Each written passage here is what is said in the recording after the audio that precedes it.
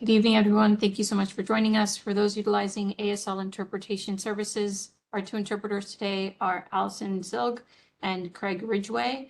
There will be instructions in the chat on how to pin their video for the duration of the meeting. For those utilizing CART closed captioning services, that link will be found in the chat. Thank you.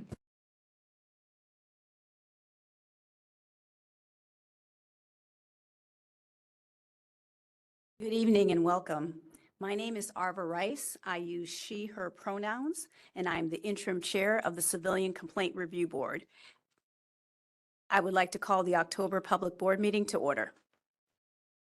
Would the rest of the board members please introduce themselves? And I'm going to start on to my left with Mr. McDermott. Good evening. My name is Kevin Jamot, and I'm appointed by the mayor from Queens.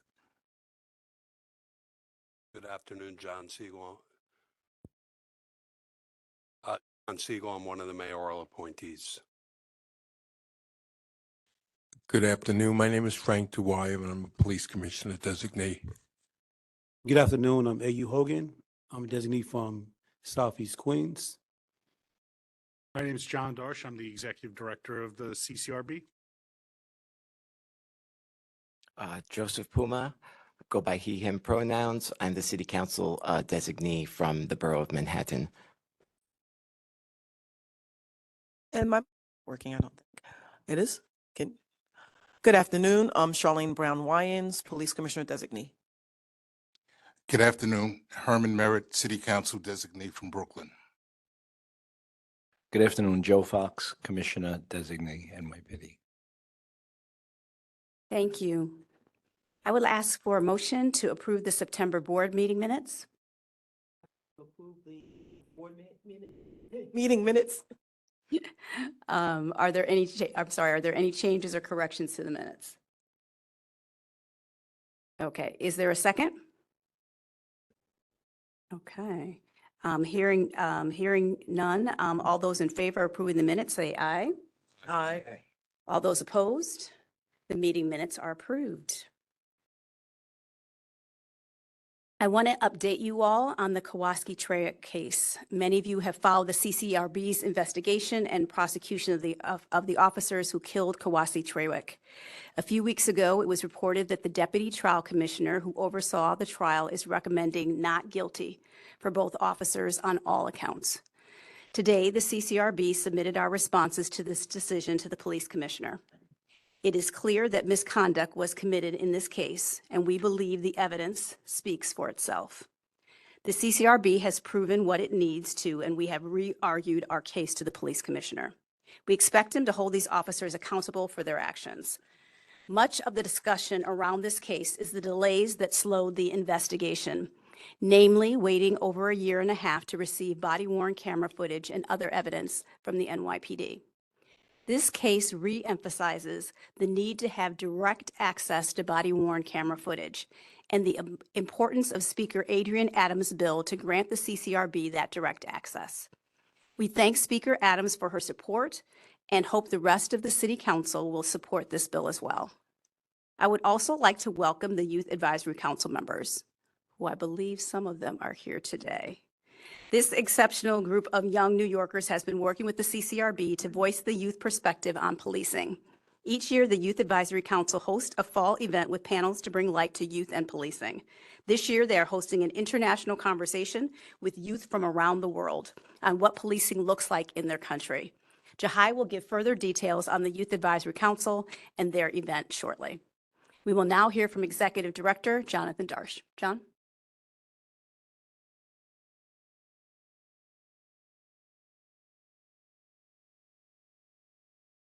I use he, him pronouns. I also want to give a quick update on the racial profiling bias-based policing unit, which started investigating cases back in October of 2022. While the unit faced several hurdles in the investigative process, a few months ago, the agency signed a memorandum of understanding with the NYPD in which the NYPD agreed to provide the CCRB with the data we need to effectively analyze the racial profiling complaints. The NYPD has already provided the CCRB with data sets in 75 complaints and is working on providing data in another 24 complaints. The RPBP unit is currently investigating 257 complaints. During the last year, the racial profiling unit closed 95 complaints. Of those complaints, it was able to fully investigate 10. And of those 10 fully investigated complaints, the racial profiling unit substantiated at least one profiling allegation against 2 members of service. We hope the police commissioner follows through on holding the subject officers responsible for this misconduct, and these cases are both with the administrative prosecution unit. I want to thank all the people who worked so hard to create this unit, and to all the racial profiling and bias-based policing team members who are taking on this very complicated work. Before we move further this afternoon, quick updates on agency operations. Our office is open for walk-in complaints, but it is also possible to file complaints online at nyc.gov/CCRB complaint, by telephone at 1-800-341-2272, or by dialing 311. If anyone wishes to file a complaint tonight, we have 2 investigators on here right now, Chloe Romans and Emma Steidehar. I think they're in the back. I saw them earlier. And Yvonne Torres from our Civilian Assistance Unit is also here. Some ground rules for this afternoon. First, we'll be hearing from speakers who are here physically with us, and then we'll hear from people who are joining us online who want to speak. If you are online and wish to speak, please use the raise your hand function. Also, please keep your comments to 4 minutes. I want to thank the staff for their hard work and thank the members of the public for participating. Thank you, John. Does any members of the board have any questions of our executive director? Thank you, Chair. Thank you, Director Darsh. I wanted to, you mentioned that, there are some more matters now in our new area of jurisdiction going to the APU. I wanted to ask you about the status of another matter that's at the APU, and that is the prosecution of the officer that killed Delron Small. Is there any status on that you can provide? Thank you very much for that question, Mr. Puma. Delron Small was killed by police officer Isaacs on July 4th, 2016. He was acquitted by a jury in Brooklyn on November 6th, 2017. On May 18th, 2018, Mr.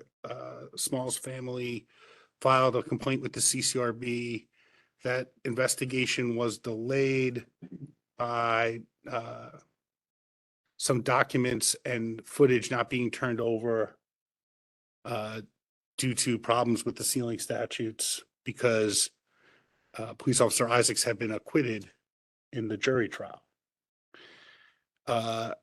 The agency was able to put together enough evidence to go to the board, which voted to substantiate allegations against Officer Isaacs and recommended that he face disciplinary charges for the killing of Delron Small.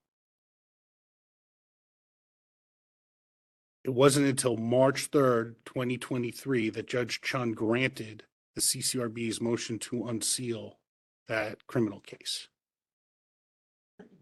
10 days later,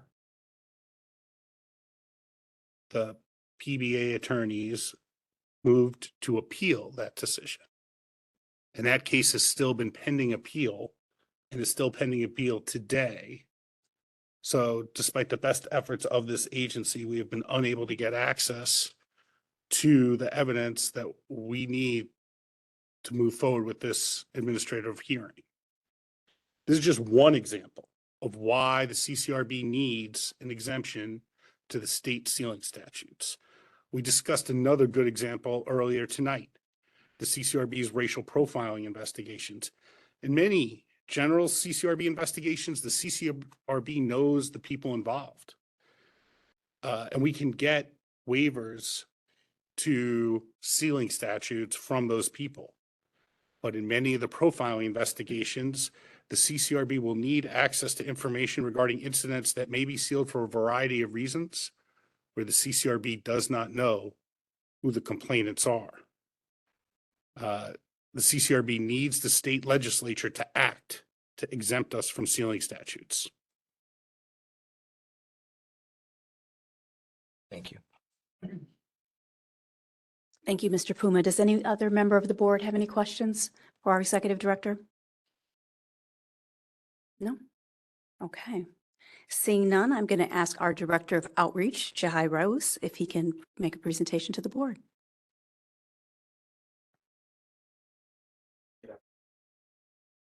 Good afternoon, everyone.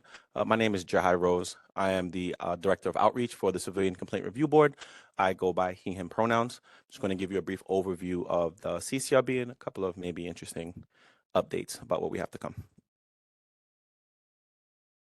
So the CCRB, Civilian Complaint Review Board, is a city agency where the nation's largest independent oversight entity over the largest police force in the nation. The CCRB investigates, mediates, and in some cases administratively prosecutes allegations of misconduct alleged against members of the New York City Police Department.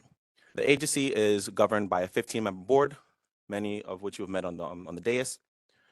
5 are appointed by the New York City Mayor, 5 are appointed by the New York City Council, 3 are appointed by the New York City Police Commissioner, 1 is appointed by the Public Advocate, and the chair is jointly appointed by the City Council and the Mayor.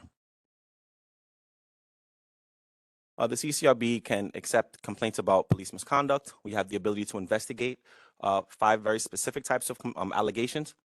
They include force, abuse of authority, discourtesy, offensive language, and untruthful statements, fatal and you.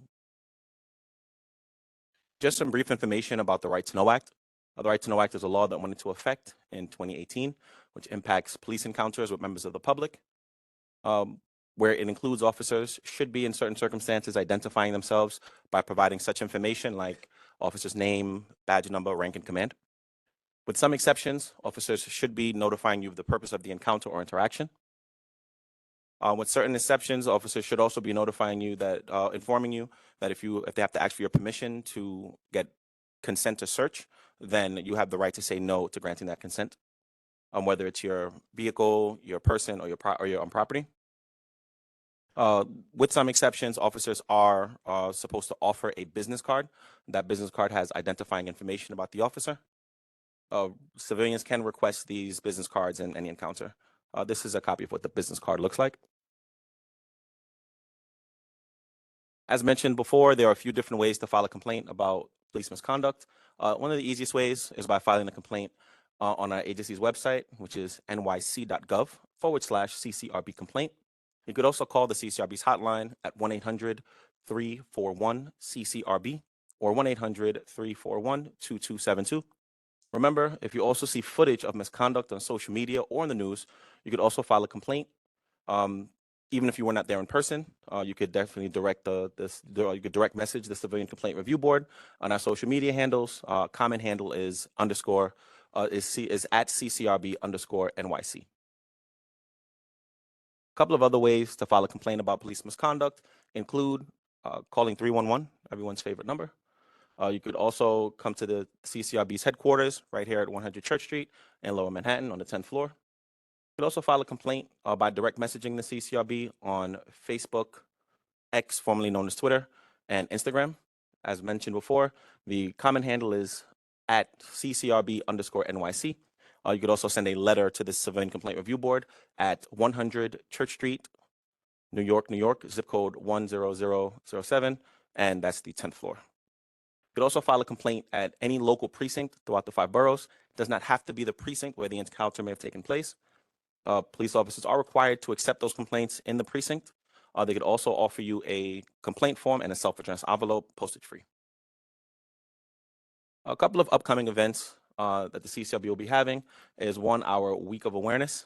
The CCRB is we are seeking volunteers to celebrate or in recognition of our 1-year anniversary of the October 22nd, 2022 rules changes, which gave the CCRB the ability to be able to investigate bias-based policing and racial profiling. We will be partnering with elected officials, community organizations, and everyday New Yorkers to spread that message to all other New Yorkers about the CCRB's jurisdiction. So we definitely would like members of the public to be able to canvass and spread that message alongside us. More information will be provided in the couple of days to come.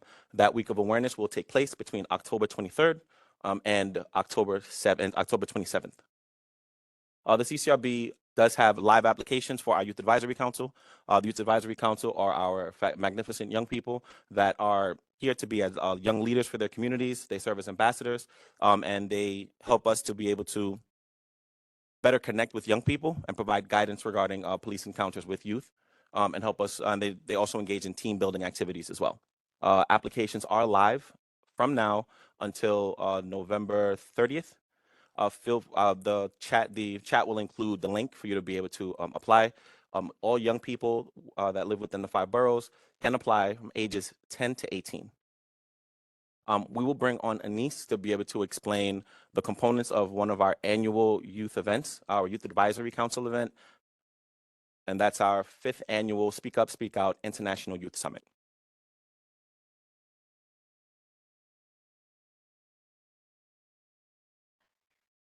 Good afternoon, everyone. My name is Anissa, and I'm a senior at UAI Math and Science, and I'm a member of the CCRB's Youth Advisory Council. The Youth Advisory Council serves to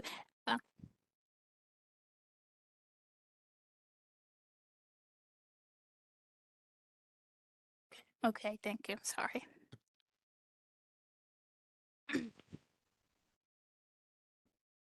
Okay, thank you. The Youth Advisory Council serves as ambassadors of our community, and we also advise the CCRB on how to improve NYPD relations with youth. We have our upcoming international event called the, sorry, getting brain fog. On November 2nd, 3 p.m. to 5 p.m. Eastern Time, we have an event where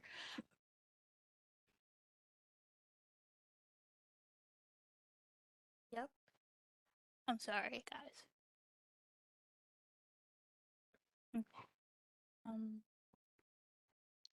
On November 2nd, 3 p.m. to 5 p.m., we will be having an international event hosted on WebEx where youth can voice their opinions on their policing internationally and what they think should be done and their advice on policing. With us will be many organizations that also want to hear our voice, and I strongly urge youth to join because change will only happen the more our voices are heard.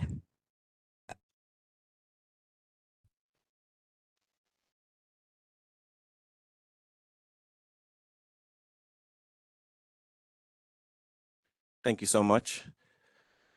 If you would like an outreach presentation by the Civilian Complaint Review Board's outreach team, feel free to email the CCRB at outreach@ccrb.nyc.gov. You could also follow the CCRB on our social media, which is Twitter, formerly known as Twitter, Instagram, and Facebook. Thank you very much, Chair.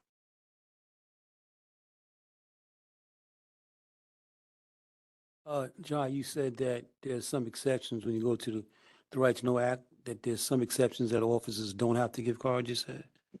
Could you? Depends on the level of interaction that the officer is required to provide, required to offer the business card. So in those interactions, if the officer is accusing someone of engaging in a criminal activity, or they're asking, or they're directly accusing someone or asking accusatory questions, under those circumstances, the officer should be, offering those business cards. In the event the officer is asking a level of questioning that would include just common everyday inquiry, then the officer may not have to offer that business card, but the civilian can still request it despite that. Okay, thank you.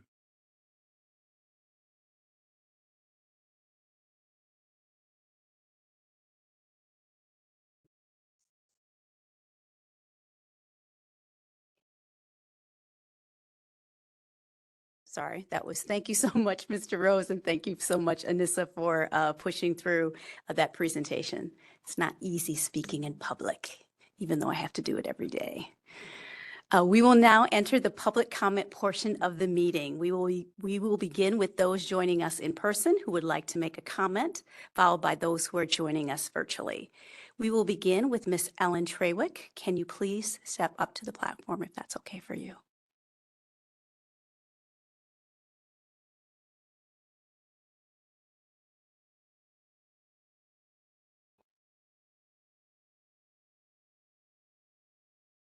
Good afternoon.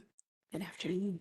My name is Ellen Trawick, and I am the mother of Kowalski Trawick. Kowalski was killed April 14, 2019 by NYPD Officer Brandon Thompson and Herbert Davis. It's been kind of rough for my family and I because we live in Georgia, and we've been having to travel back and forth to demand justice for Brandon Thompson and Herbert Davis taking Kowalski's life. A couple of weeks ago, we learned that Deputy Maldonado has signed a recommendation that the charges be dismissed, misconduct and illegal entry. And it's hard for me to accept that because it's not right. Brandon Thompson and Herbert Davis took Kowalski's life, and they should be held accountable for that. In her report, she's saying that the statute of limitation had passed, the reason why the charges were being dismissed, knowing that the NYPD held the evidence for 21 months. And that's not right. So my family and I are asking that the mayor and the commissioner meet with us, the Trawick family, and our team that has been supporting us, the Justice Committee, before a final decision is made. He has made a comment that he would meet with us after a decision is made. But what good would that do for my family? These officers need to be held accountable, and we're asking the CCRB to continue to fight for us, continue to fight that these officers are fired, because if not, this will continue to happen. They will continue to hold evidence in police killing, and that's not right. So that's what my family and I are asking, that the CCRB continue to fight for us, to have these officers fired, and that Mayor Adams and Commissioner Caban meet with us before a decision is made. And that is my request. Thank you. Thank you. Thank you so much, Ms. Trawick, for coming and speaking to the board today. Thank you so much for your sister-in-law for joining us as well. And I wanted to ask first of all, my condolences again in the loss of your son. And I wanted to see if there was any members of the board who wanted to make any comments.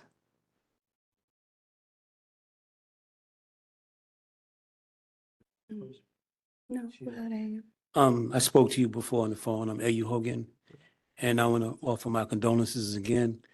And whatever I can do, in part to help with this board to make sure that justice is served, I will. And again, I want to marinate, sorry for your loss. And if we don't pay attention to these things, they will continue. So thank you for being strong and brave enough to come here and say what you said. Thank you. Yes, John. I think this is on. Can you hear me? Yes, sir. Let me just say this. Those of us who were on this board when we reviewed your son's case looked very carefully at the whole record of the investigation that was provided to us. And in particular the videotapes of the incident. And it was a difficult, very troubling meeting and review. And seeing you here today and hearing you brings me back to the feelings that I think a lot of us had looking at that evidence. And having looked at it and having studied it, I can only hope that others in a position of official responsibility in this city do the same, and then have the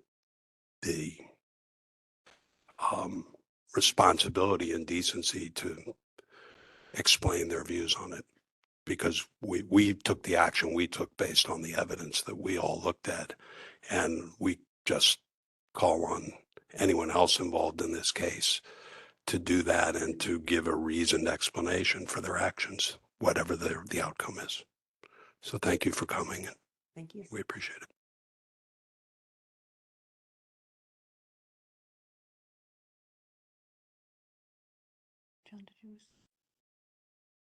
Thank you again, Ms. Trawick, and we will continue to push forward. As I mentioned to you earlier, the staff has written a formal response to the police commissioner, and so we will continue to fight for you and your family. Thank you. Thank you. Thank you.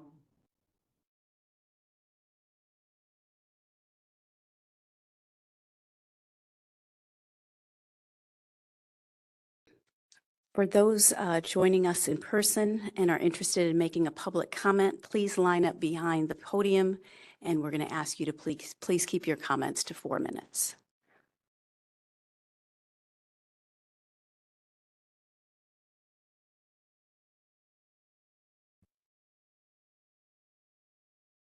I'm Michael Myers. I'm the president of the New York Civil Rights Coalition. Ms. Trawick has already left. I wanted to give her my personal condolences. However, I do not think that the mayor's response to Ms. Trawick is a decent one. He can meet with a victim's family without jeopardizing or prejudicing a case. He meets with police officers, meets with lots of people in the communities all the time, especially when he wants to profile and posture. This is just not a case he wants to posture. I'm sick of him. I'm sick of people who apologize for him, and I'm sick of police commissioners who do not know how to treat people. Now this is the recent police commissioner. I'm not talking about the other one we got rid of. I wrote 3 different emails to this police commissioner, Caban, whatever his name is. Did I get a response? No. Did I get an acknowledgement? No. What kind of indecency is this? Treating people who are citizens of this city disrespectfully. I say it's indecent. And I say these people don't care. They don't care about the community. They don't care about victims of police abuse. They don't care about you. And you ought to be upset for this absurd behavior on the part of our public officials.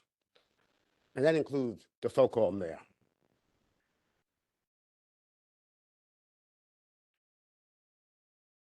I have to ask the police commissioner and the mayor, who work together now, where are you? How come we can't get responses to our emails? How come we cannot hear from you? How come this committee cannot have a meeting with the police commissioner? I keep asking you every time I come to this board meeting, when are you going to get a meeting, a public meeting with the police commissioner? How many commissioners have we got to have before we can get an answer to that question? I want you to meet with this guy before he is forced to leave, get out. Because he has to get out, as far as I'm concerned. His time is up. Now, CCRB complaints, as your executive director knows, I have filed a complaint about a police officer in front of the Roosevelt Hotel. Now, I'm not going to comment on about it because it's still under investigation. I don't know how long it's going to be under investigation because you have video of it. I'm sick of this. I really am sick of this.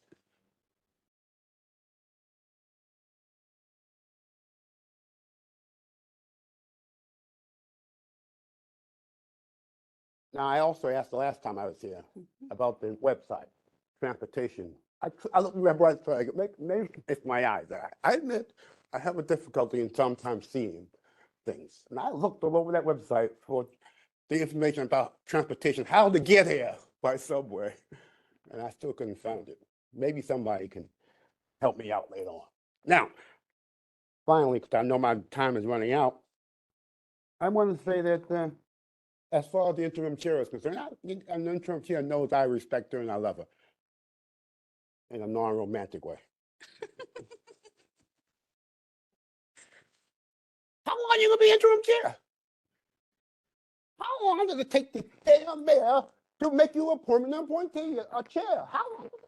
What is he doing? He has to run off to South America or Central America, Mexico, and every place else, profiling, posturing, putting his face on the TV.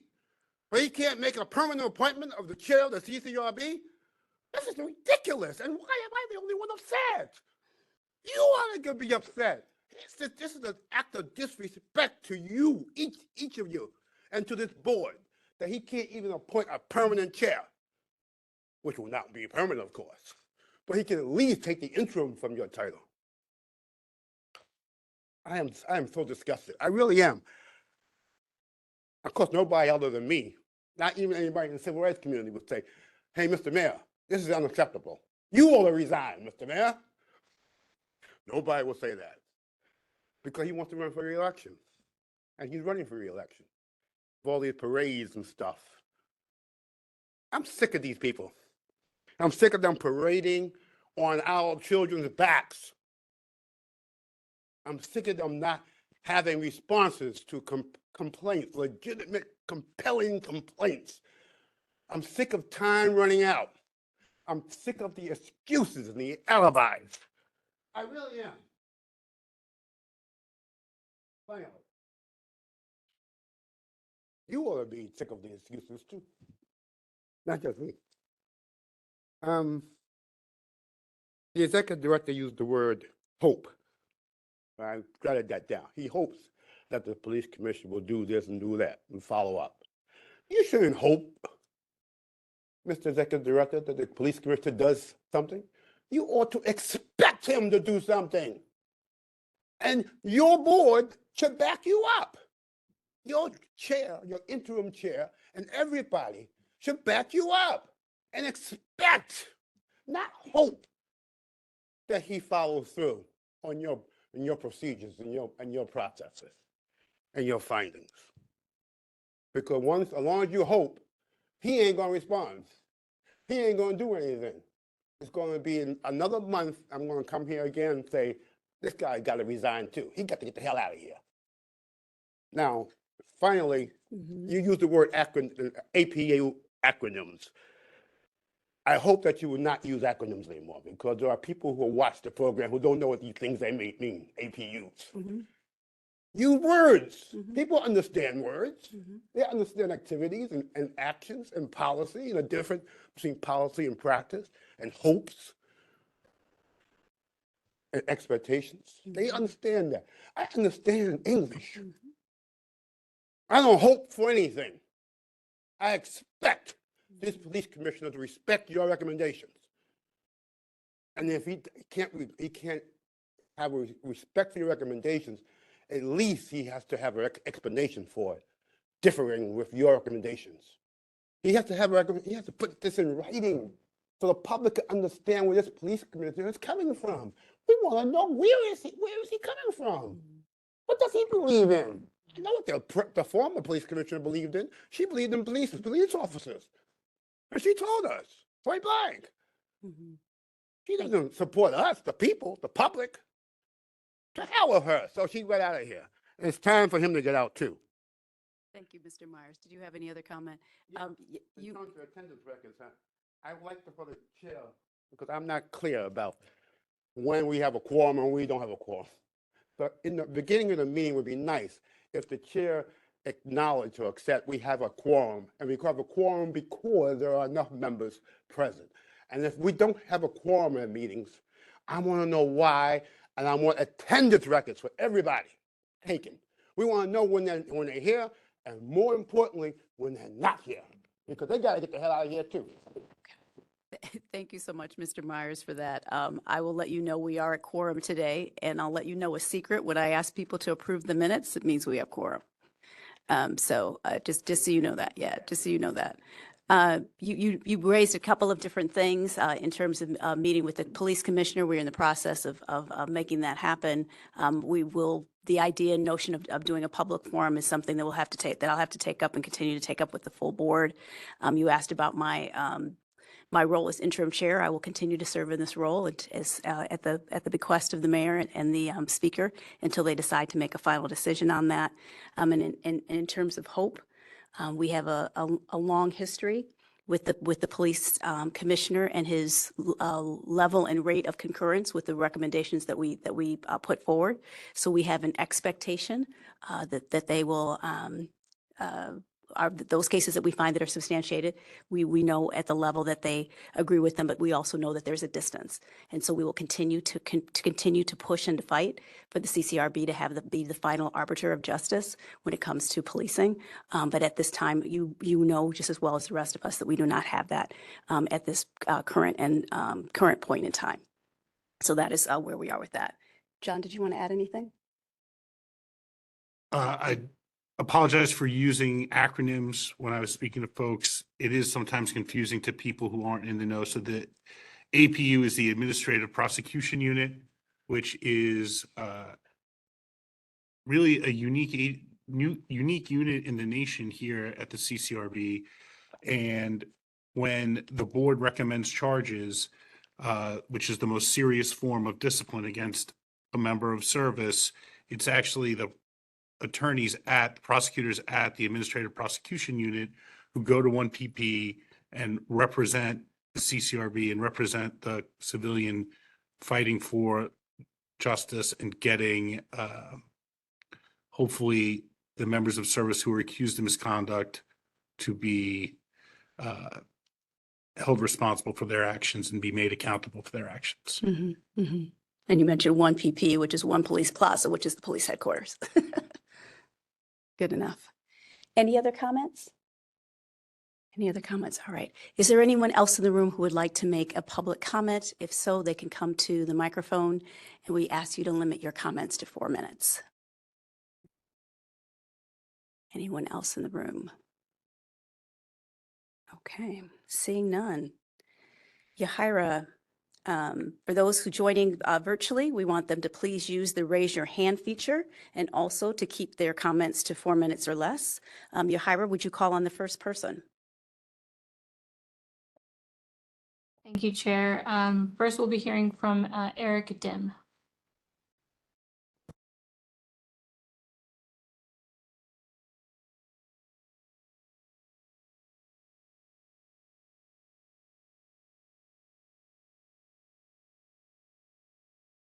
Okay, am I ready to speak? Yes, we can hear you. Okay, thank you so much. I'm Eric Dim, retired lieutenant from the NYPD. I have been coined as the most complained cop due to the city and an overzealous civilian complaint review board. I retired 1 year ago. During this time, myself and a fellow lieutenant, John McCary, we both have pioneered New York's finest Retired Unfiltered podcast. And what we learned at the last CCRB meeting through a gentleman there who was from Africa, he had made a great statement. And he said that a police officer is once a law enforcement officer and 2 times a citizen. And I myself, I fit that bar. I attended the last meeting with all good intentions and goodwill to give police perspective from a retired lieutenant who's been coined as the most complained cop. I've been an advocate and extremely expressive for intrusive police work. At the last meeting, I was denied my First Amendment right to speak. I was contacted by the Civilian Complaint Review Board where it was told to me that there was potentially a glitch or that I am either an idiot or a moron and I did not know how to use the WebEx icon of raise hand. I'm very forgiving and understanding. However, As a citizen, a retired police officer, I believe that my perspective and my analysis of the police department and the correlation with the Civilian Complaint Review Board is extremely important and imperative. I've watched video and I've did my own analysis of this particular incident involving Kowalski Trawick. Tragic and unfortunate. The death of anyone or the loss of any life is extremely problematic and sad. However, police officers have seconds to make the most extreme decisions, while the Civilian Complaint Review Board has admitted themselves that these investigations take months, sometimes years, and they're not actually investigated completely throughout its entirety. Yet police officers have seconds. And on this particular incident, on the day of his death, police officers were provided with limited amount of information as they went to the scene of a 911 call. Trawick was in possession of a knife. He was in disarray. The police officers entered the apartment under case law of the emergency exception with limited information that they had. It was an unfortunate encounter. Now, I don't want to go too much into this encounter. It's extremely tragic. I don't want to relive it for the family. However, these police officers are getting the blame. And this is what I find extremely problematic, and the NYPD is not present here. This institution always blames the cops. It's easy, just blame the cops. They've already passed a layer from the district attorney's office. They've passed a layer from the NYPD that they operated within department guidelines. However, if the Civilian Complaint Review Board finds the optics of this problematic, there should be a convene with the New York City Police Department leadership and determine how to go forward if the training you feel does not apply to this particular case, because cops are trained when someone is in possession of a knife that you need at least 21 feet distance to create safety. And the tests have been shown that if someone has less than 21 feet, they can get to that police officer before the police officer is able to retract their firearm.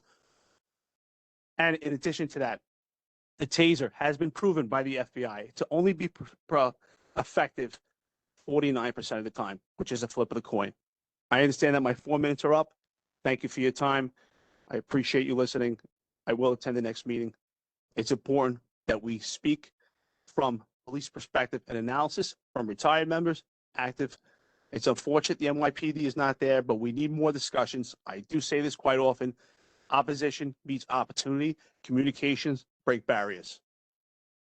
Thank you. Thank you, Mr. Dim, for joining our conversation today and being diligent. I know that the WebEx system can sometimes be a bit frustrating, but I'm happy that you were able to log in today. And I do appreciate your perspective. Whether we agree or disagree, I think it's important for us to be able to hear from different perspectives. So thank you so much for calling today. And I'm going to ask our executive director to respond to some of the things that were raised. Thank you, Madam Chair. I think it's important to have a few other facts that Lieutenant Dim left out of his description of what happened on that day with Mr. Trawick. Mr. Trawick lived in a supported housing unit. So the people who respond to a unit like that know that there are sometimes people who are engaging in mental health issues or substance abuse issues, that they should know that they need to take care when they're going to a situation like that. The fire department had responded to the 911 call to get Mr. Trawick into his apartment. And the emergency was over. Mr. Trawick was back in his apartment. The officers who responded knew that emergency was over. They drove around the block looking for a place to park. They sauntered in to the building. They walked upstairs. They banged open the door.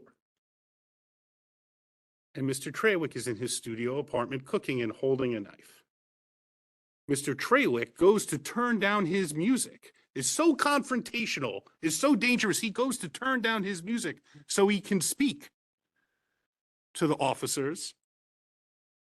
And in less than 112 seconds, Officer Thompson, despite Officer Davis physically trying to keep him from shooting Mr. Trawick, Officer Thompson tases him and shoots him 4 times.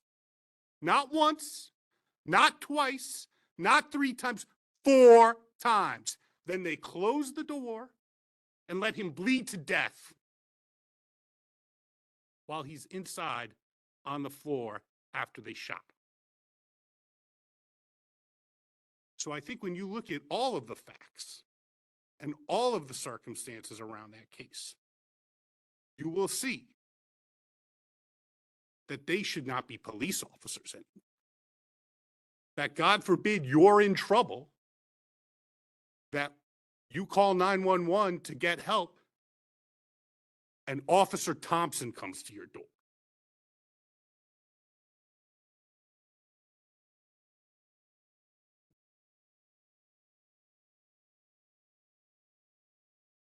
Thank you for that, John. I'm going to ask you, Hira, if there's anyone else on the line who would like to present. Thank you, Madam Chair. Next, we'll be hearing from John D. Macari Jr.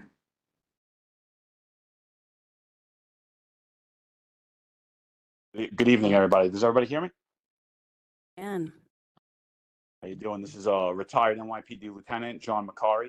I am the former CCRB liaison. I served in that role from 2015 to 2016. Very familiar with the CCRB process. I just actually came here. I have a few questions, but before I ask the question, I just want to say to the last statement that John made, he left out a very vital point in the whole thing. The body camera video is available for anyone that wants to see it. And what he left out is that, unfortunately, Mr. Trawick charges a police officer with a knife in his hand. Now, I understand there could be questions leading up to that encounter, but that is, regardless if it's Officer Thompson, if it's myself, if it's any other officer, the fact remains, if you charge a police officer with a knife in your hand, they will discharge the firearm. That is part of their training. It will not be a taser. Now, I don't want to relive this for the family. It's terrible for them. It's a terrible, terrible loss of life. And I will never, ever diminish that, ever for 1 second. I just think that needed to be stated. And my other question really is in regards to the profiling unit. I believe since 2017, the police department has been investigating profiling cases.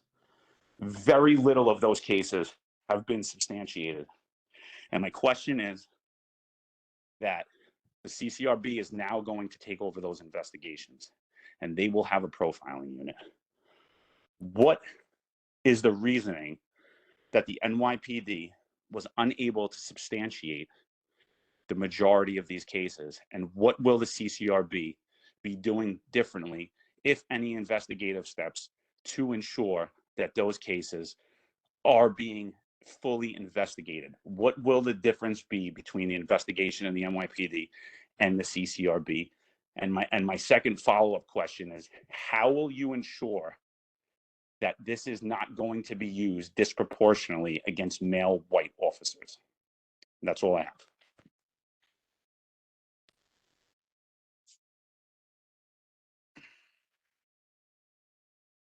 Yeah, I'm going to ask you to take that. So I believe that out of 3,000 complaints that the NYPD investigated involving accusations of profiling, they substantiated over a 4-year period. Over an 8-year period. Thank you, Cleo. In the year that the CCRB has been conducting investigations, we have fully investigated 10 cases that the board has voted on, and we substantiated 1 complaint involving 2 members of service for profile.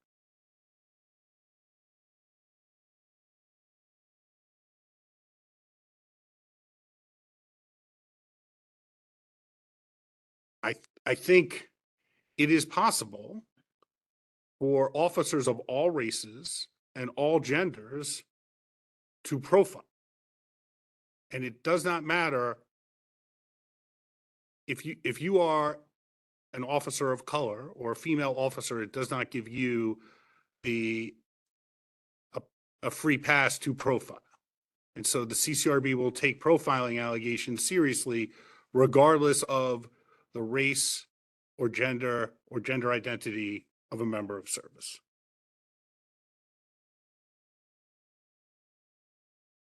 Thank you. Yohira, would you call on the next person on the line? Seeing no other hand raised, this concludes our public session. Thank you so much. Do we have any old business to come before the board? Any old business? Okay. Do we have any new business to go before the board? No new business. Okay. Hearing none, I am going to move now that we break into executive session. The agenda for the executive session is the board will receive an update from the executive director on pending personnel actions and an update from the general counsel on litigation. I'd like to call this meeting to a close. Do I have a motion? Do I have a second? Second. All those in favor? Aye. So moved. The October meeting of the CCRB is concluded. Thank you.